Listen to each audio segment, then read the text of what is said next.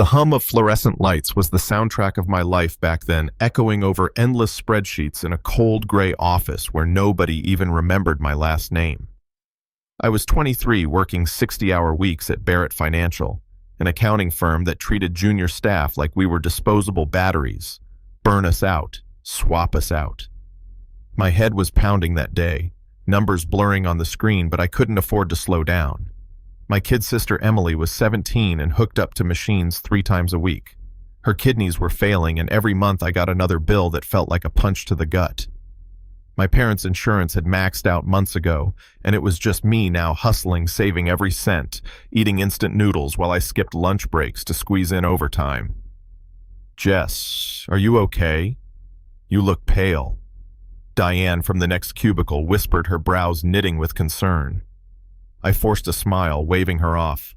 "I'm fine, just didn't sleep well." That was a lie. I'd been surviving on 3 hours of sleep and black coffee for weeks, but I couldn't let anyone see cracks in the armor. Not here. Not when every paycheck meant another treatment for Emily. I reached into my drawer for a granola bar I'd been rationing, but my hand shook so bad I knocked over my water bottle. The crash made me jump, and I bent to grab it only for the world to tilt violently. Spots swarmed my vision, and before I could say a word, the floor rushed up to meet me. The last thing I heard was Diane screaming my name. When I came to, everything was noise. A crowd of co-workers hovered. Someone was calling for paramedics, and then I saw him. Caleb Barrett, the CEO. I'd only seen him in company newsletters before, always looking untouchable in his tailored suits. But here he was, crouched next to me, his dark brows furrowed in concern. "Jess, can you hear me?" His voice was deep, steady. I blinked, terrified I was about to lose my job. He didn't wait for an answer, just signaled the paramedics when they arrived. While they checked my vitals, a woman from HR rifled through my bag for ID. She froze, her eyes widening before slipping something back in. Caleb noticed. "What is it?" She hesitated, then reluctantly showed him the pregnancy test.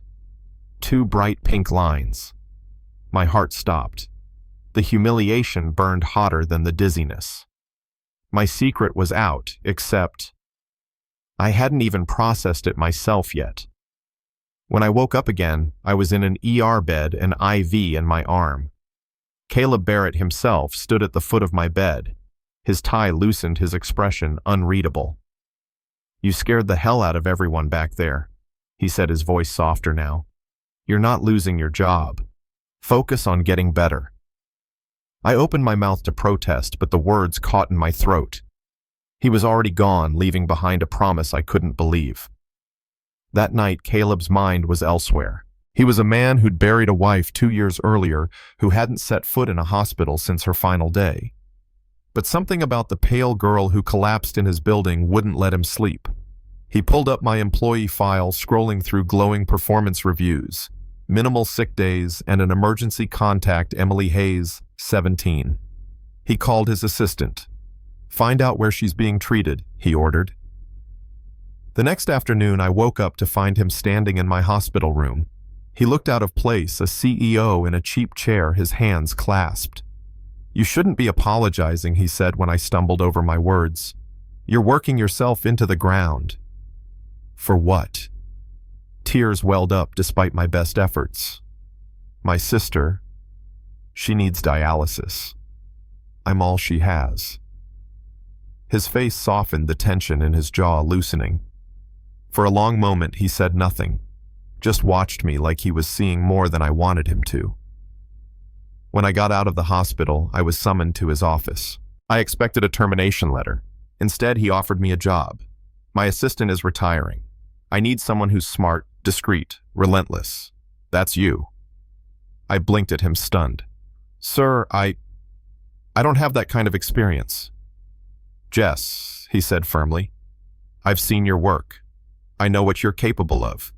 He leaned back in his chair, unreadable as ever. "The position doubles your pay, full benefits for dependents. You'll finally breathe." My heart pounded, but I forced myself to meet his gaze. "This isn't because of the test, is it?" His lips pressed into a thin line. Your personal life is your business. This is about your talent. Nothing more. I lied.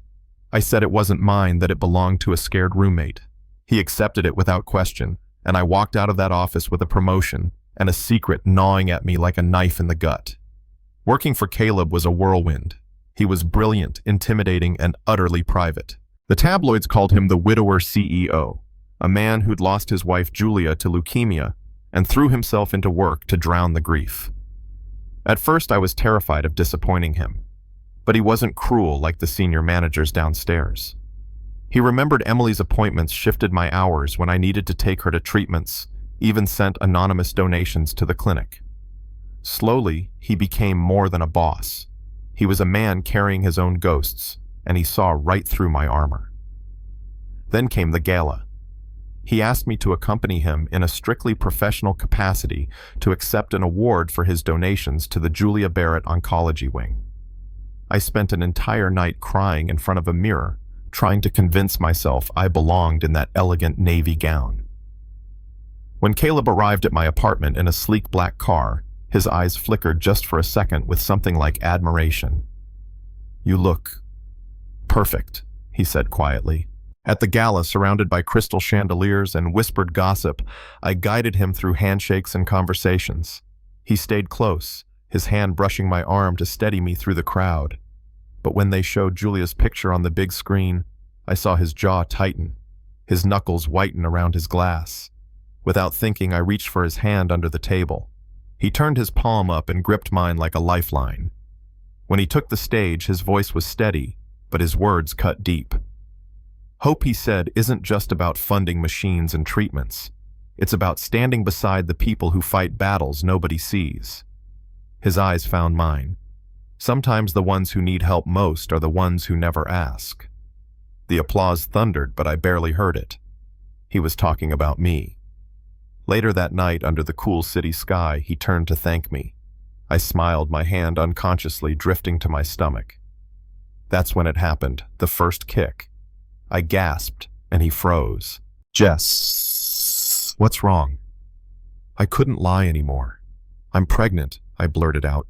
16 weeks. It's not yours. The father. He's gone. My voice cracked. I was afraid to tell you. Afraid of losing everything. His face shuddered. The warmth drained away, replaced by the stoic mask he wore at board meetings. "The car's here," he said stiffly. "We'll discuss this Monday." The silence on the drive home was crushing. When he left me at my door with a curt nod, I knew I'd ruined everything. All weekend I prepped my resume, cried until I had nothing left, and braced myself for unemployment. But Monday morning, Caleb called me in. I walked into his office, ready to beg for Emily's sake, only to find him surrounded by documents, not termination papers. "I owe you an apology," he said, voice rough. Friday. Brought back memories I wasn't ready for. Julia was pregnant when she got sick. I froze, tears stinging my eyes. "We lost them both," he said simply. "But this isn't about me. You deserve better than fear. As of today, this company has 6 months paid maternity leave plus another 6 at partial salary. Not just for you, for everyone." I was speechless. "And I want you to run a new initiative, the Barrett Family Support Program. Full resources for families dealing with medical crises. You'll report directly to the board." "Why me?" I whispered. "Because you live this reality every day," he said, his gaze steady. "You're the expert." I cried then for the first time in his office, and he didn't look away. Instead, he added softly, "Jess, I've developed feelings for you. Feelings I won't act on while you're in this position. You deserve a career that isn't tied to a man's attention. But I'd be lying if I said I didn't care about you. About Emily. About your child." I swallowed hard, heart racing. "I care about you too." He smiled, just faintly. "Then we'll take this slow. At your pace. Always." 6 months later, I stood in a bright new office lined with photos of smiling kids our program had already helped. Emily was thriving on a new treatment plan, filling out college applications. My daughter, Lily Grace, slept in a bassinet beside my desk, Her tiny fists curled a tuft of dark hair, reminding me of Caleb every time I looked at her. That night, he came over for dinner. We'd spent months building something real: trust, respect, and a quiet love that didn't need to be rushed. After dinner, he handed me a small velvet box. Inside was a silver key. "It's to my house," he said softly. "The one I shared with Julia. I've kept it frozen in time, but I'm ready to make space for something new, with you." I wrapped my fingers around the key, overwhelmed. "I'd be honored," I whispered. On the porch beneath the stars, he cupped my face. "You and your girls. You gave me hope again." I kissed him then, knowing that everything we'd suffered, the late nights, the fear, the heartbreak, had led us here. To a future neither of us thought we'd deserve again. Tell me, would you have trusted him if you were me? Would you take a leap of faith on a man who'd seen your worst and still chose to stay? Drop your thoughts in the comments. Let's talk about second chances, love, and what real compassion looks like. And if this story hit you, share it. Someone out there needs to hear that hope is still possible.